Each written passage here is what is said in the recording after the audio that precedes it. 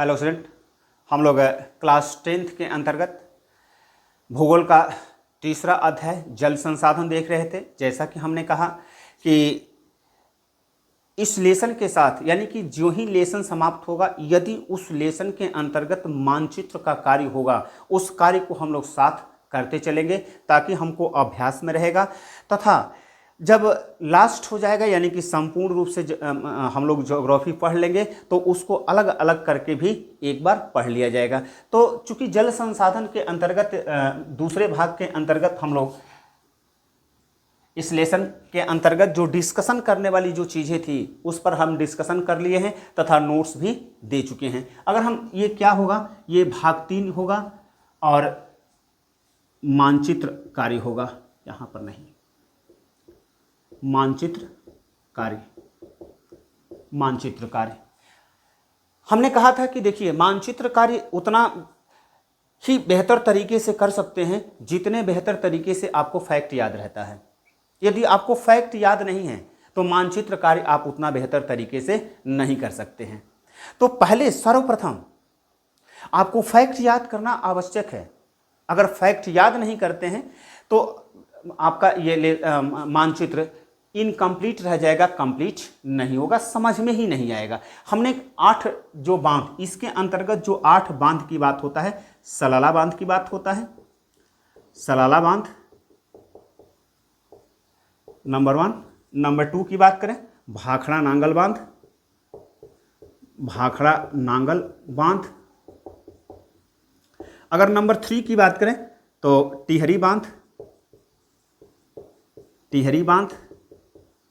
अगर नंबर 4 की बात करें तो बांध है राणा प्रताप सागर बांध, राणा प्रताप सागर बांध। अगर नंबर 5 की बात करें तो सरदार सरोवर, सरदार सरोवर बांध। नंबर 6 की बात करें तो हीराकुंड, हीराकुंड बांध, बांध। अगर नंबर 7 की बात करें तो तुंगभद्रा, तुंगभद्रा बांध। और 8 यानी लास्ट बांध है नागार्जुन सागर बांध, नागार्जुन सागर बांध। यूपी बोर्ड के द्वारा इन 8 बांध को ही निर्धारित किया गया है मैप में लोकेट करने के लिए। और भाग 1 के अंतर्गत हम इस 8 बांध के विषय में चर्चा कर चुके हैं। देखिए यहाँ पर कभी कभी हमने भाग 1 के अंतर्गत भी इस पर चर्चा किया था, कहा था कि कभी कभी क्या करता है कि सलाला बांध किस बांध पर है, भाखड़ा नांगल बांध किस बांध पर है, टिहरी बांध किस पर है, राणा प्रताप सागर बांध किस पर है, सरदार सरोवर बांध किस पर है, चाहे हीराकुंड बांध किस पर है, तुंगभद्रा बांध किस नदी पर है, तथा नागार्जुन सागर बांध किस नदी पर है। कभी कभी इससे क्वेश्चन पूछ देता है और कभी कभी क्वेश्चन किससे पूछ देता है कि यह किस राज्य में अवस्थित है। तो इससे हमारा एक साथ 2 लक्ष्य पूर्ण हो रहा है। यह भी बहुउद्देशीय परियोजना की तरह हो गया कि 2 लक्ष्य यह भी पूर्ण हो रहा है कि इससे एक तो हमारा जो मानचित्र का कार्य है वह मानचित्र का कार्य भी क्या हो जाएगा, आसान हो जाएगा।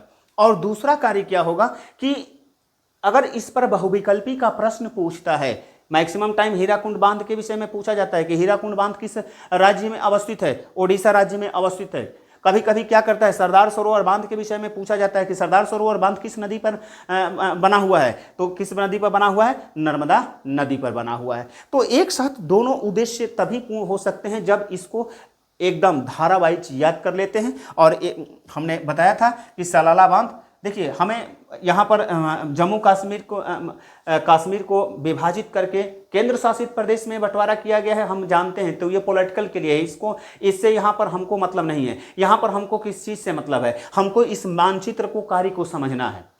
तो अगर हम सलाला बांध की बात करें तो जम्मू एंड कश्मीर की, हमने कहा था कि जम्मू एंड कश्मीर में अवस्थित है और किस नदी पर है, तो चिनाब नदी पर है। अगर हम बात करें भाखड़ा नांगल बांध की बात करें तो हिमाचल और पंजाब के बॉर्डर पर अवस्थित है और यह किस नदी पर है, तो सतलज नदी पर है। अगर टिहरी बांध की बात करें तो उत्तराखंड में अवस्थित है और किस नदी पर स्थित है, तो भागीरथी नदी पर अवस्थित है।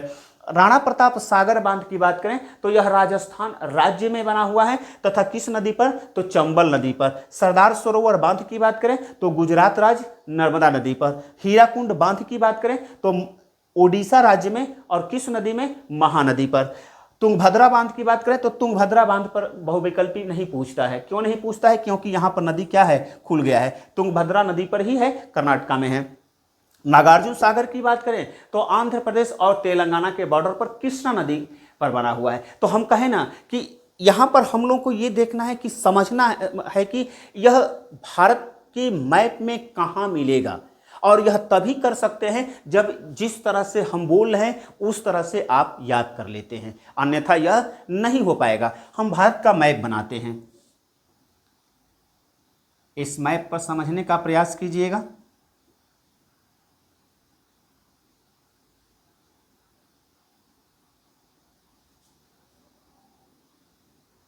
भारत की तरह लगना चाहिए, प्रिंटिंग मशीन तो है नहीं।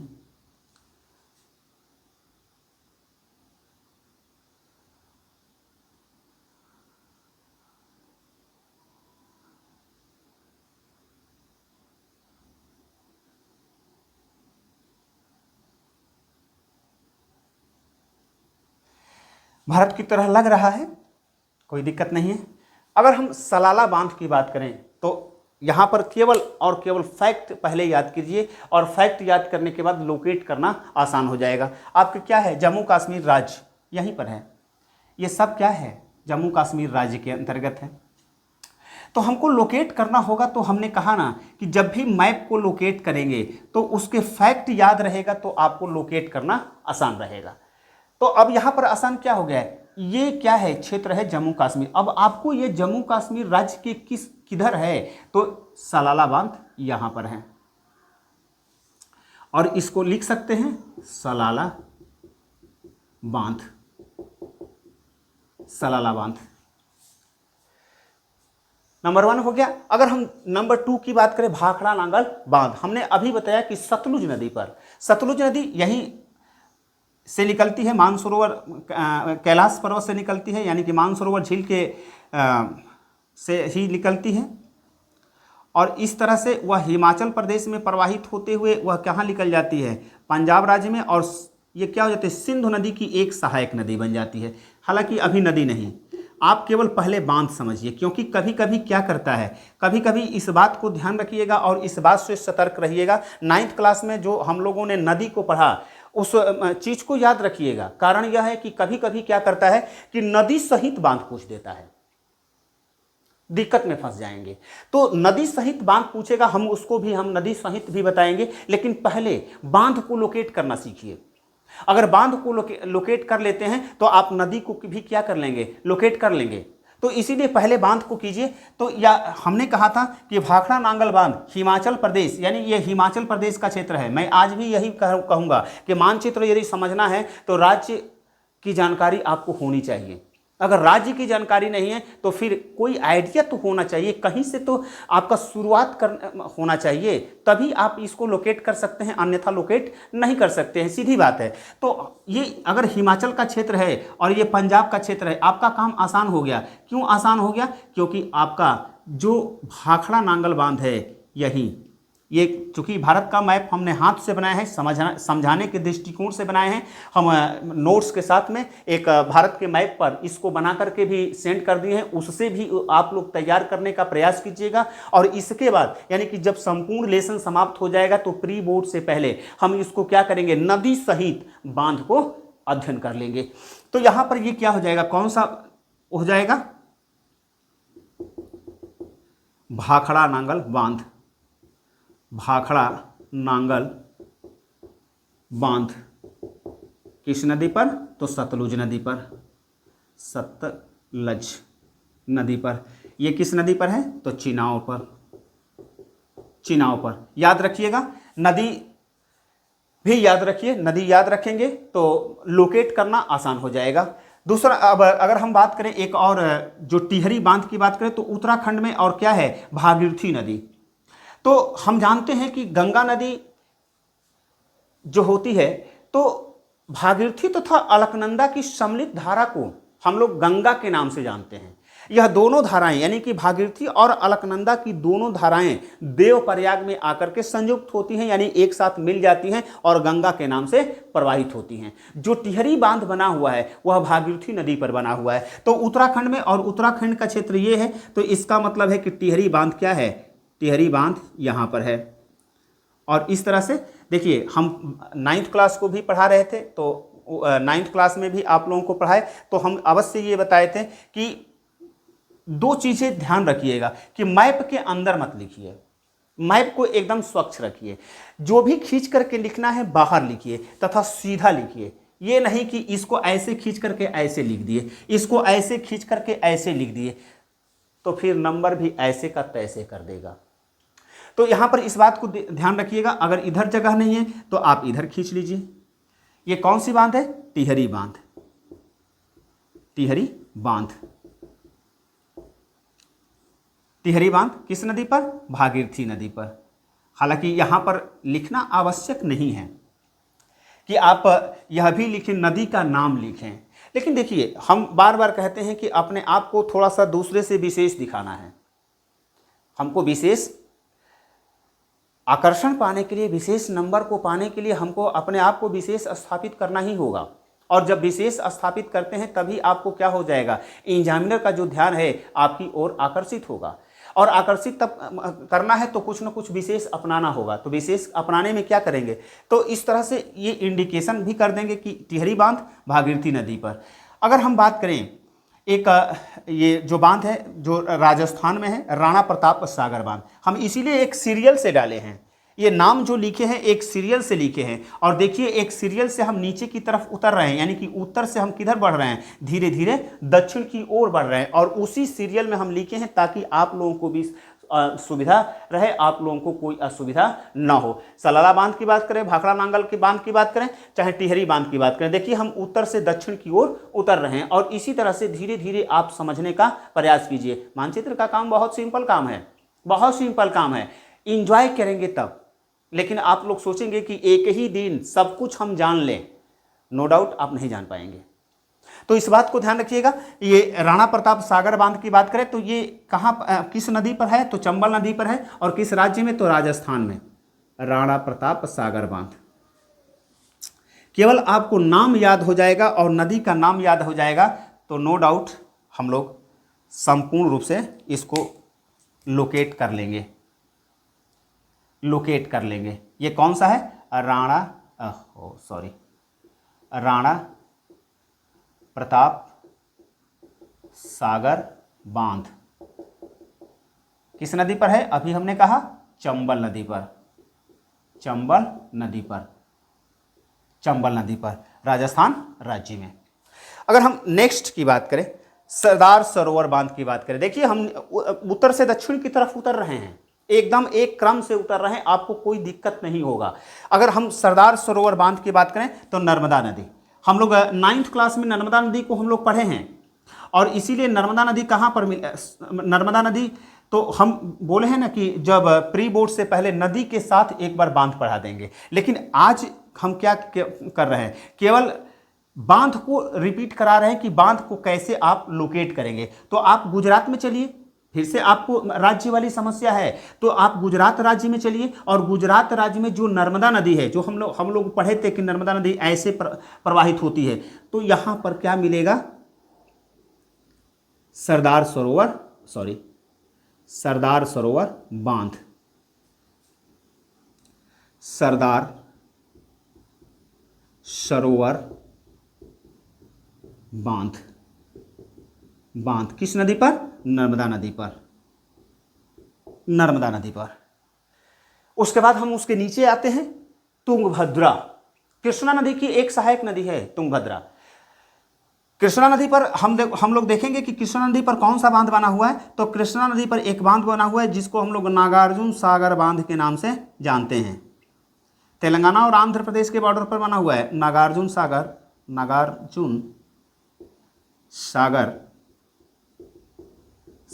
बांध। उसके बाद कौन सा एक बांध है, तो तुंगभद्रा बांध, तुंगभद्रा बांध तुंगभद्रा नदी पर अवस्थित है। ये यहाँ से ये इस तरह से कृष्णा नदी प्रवाहित होती है और यह क्या होती है, यह यहाँ से निकल करके इस तरह से कृष्णा नदी की एक सहायक नदी बन जाती है और इसी पर बना हुआ है तुंगभद्रा बांध। तुंगभद्रा बांध किस नदी पर, तुंगभद्रा नदी पर ही है। एक और बांध छूट रहा है, 1 2 3 4 5 6 7, एक और बांध छूट रहा है। एक हम बोले थे 9th क्लास में, चिल्का झील को याद रखिए। क्यों चिल्का झील को याद रखिए, क्योंकि यह ओडिशा राज्य में खारे पानी की झील है और चिल्का झील के उत्तर में जो महानदी होती है अपना डेल्टा का निर्माण करती है। और हमारा जो हीराकुंड बांध है, हीराकुंड बांध किस नदी पर बना हुआ है, महानदी पर बना हुआ है। किस राज्य में बना हुआ है, ओडिशा राज्य में बना हुआ है। तो आपका काम आसान हो गया। अब चिल्का झील इस तरह से कटिंग वाला जो पार्ट्स है, अभी क्या होगा कि महानदी क्या हो रही है कि ऐसे इस तरह से प्रवाहित होती है और हीराकुंड बांध इस नदी पर बना हुआ है, इस पर बना हुआ है। इसको कहाँ लिखें, इधर खींच करके लिखते हैं। ये नदी न भी अभी जानेंगे तो कोई भी दिक्कत नहीं है, नदी को हम लोग बाद में पढ़ लेंगे। केवल आप अभी बांध को लोकेट करना सीखिए कि एक बात जान लीजिए कि एक बांध इन साल फिक्स है। पिछले साल संभवतः बांध पर कोई मानचित्र का कार्य नहीं पूछा है, इसीलिए इस साल एक बांध से यानी कि 8 पढ़ेंगे तो 1 नंबर का काम होगा। और यदि आपका लक साथ दे दिया और बहुविकल्पी के अंतर्गत इसी से प्रश्न उठा दिया तो +2, यानी कि 2 नंबर का काम यहां से हो सकता है। नंबर तो कम दिख रहा है, लेकिन एक बात जान लीजिए कि बूंद बूंद से ही सिंध भरता है। और जब हम 100 नंबर का टारगेट रखे हैं, 100 नंबर का टारगेट रखते हैं तो 1 नंबर अगर छूट जाएगा तो 99 हो जाएगा। तो इसलिए टारगेट अगर बड़ा है तो टारगेट यदि बड़ा होता है तो उसके लिए एक एक पॉइंट पर हम लोगों को क्या करने की आवश्यकता होती है, एक एक पॉइंट को समझने की आवश्यकता होती है, ताकि हमारा कहीं से भी एक भी नंबर मिस ना करे। तो ये हीराकुंड बांध है, हीराकुंड बांध किस नदी पर, अंदर मैप के अंदर लिखा गया है, उससे थोड़ा सा देख लीजिएगा। कहेंगे कि सर कहते हैं कि मैप के अंदर नहीं लिखना है, आप ही लिख दिए, तो ये चला गया महानदी पर। इस तरह से 8 बांध। तो ये कह रहे हैं ना कि पहले आप फैक्ट याद कीजिए, और फैक्ट याद कर लेते हैं तो नो डाउट मैप समझना आसान हो जाएगा। मैप को आप जैसे मन करे, जब मन करे आप लोकेट कर सकते हैं, कोई दिक्कत नहीं है। तो इस तरह से अगर हम सलाला बांध की बात करें तो सलाला बांध कहाँ है, तो जम्मू कश्मीर में। और किस नदी पर बना हुआ है, तो चिनाव नदी पर। यदि हम भाखड़ा नांगल बांध की बात करें तो हिमाचल प्रदेश और पंजाब के बॉर्डर पर बना हुआ है। और किस नदी पर, तो सतलज नदी पर। यदि राणा प्रताप सागर बांध की बात करें तो राणा प्रताप सागर बांध किस नदी पर बना हुआ है, चंबल नदी पर। और किस राज्य में बना हुआ है, राजस्थान में। अगर हम कहें सरदार सरोवर बांध की बात करें तो वह नर्मदा नदी पर बना हुआ है। और किस राज्य में है, तो गुजरात राज्य में। यदि तुंगभद्रा बांध की बात करें तो तुंगभद्रा नदी पर बना हुआ है और कर्नाटक राज्य में। अगर हम कहें कि नागार्जुन सागर बांध किस नदी पर बना हुआ है, तो कृष्णा नदी पर। किस अगर राज्य की बात किया जाए तो तेलंगाना तथा आंध्र प्रदेश के बॉर्डर पर ही आपको मिल जाएगा। यदि सरदार सरोवर बांध की बात करें तो सरदार सरोवर नहीं है, हीराकुंड है। अगर हीराकुंड बांध की बात करें तो वह किस राज्य में अवस्थित है, तो वह ओडिशा राज्य में अवस्थित है और महानदी पर बना हुआ है। तथा लास्ट में हम चलते हैं, ये टिहरी बांध।